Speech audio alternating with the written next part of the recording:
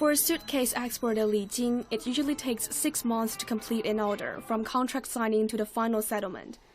That half-year gap this year has brought him a tidy profit from the foreign exchange fluctuation. When he first signed a contract in dollars around Spring Festival this year, the rate for the renminbi against dollars stood at around 6.3.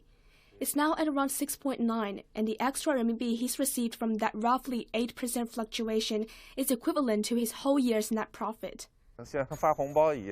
It's like a red packet. I just get extra pay without making any effort. Almost every day there's an exchange settlement from the banks and payments from our overseas clients, and the foreign exchange earnings are quite significant. The redback has depreciated more than 2.7% in the past 2 weeks as the U.S. Federal Reserve continues to ratchet up American interest rates.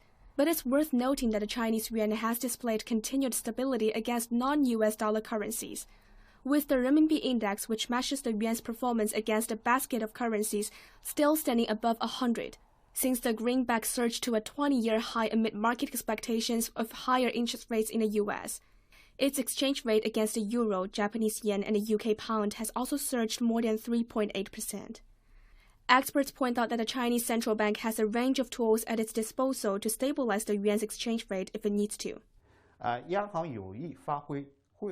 If it wants to, the PBOC can use the exchange rate to balance the external and internal economic environments and enhance the resilience of the RMB against downward economic pressures.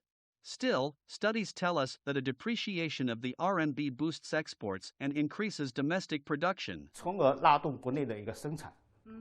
Experts say that while the renminbi's exchange rate against the US dollar continues to head south amid expectations of further interest rate hikes by the Federal Reserve, the Chinese currency will be stabilized if necessary by leveraging China's significant trade surplus and stimulative economic policies.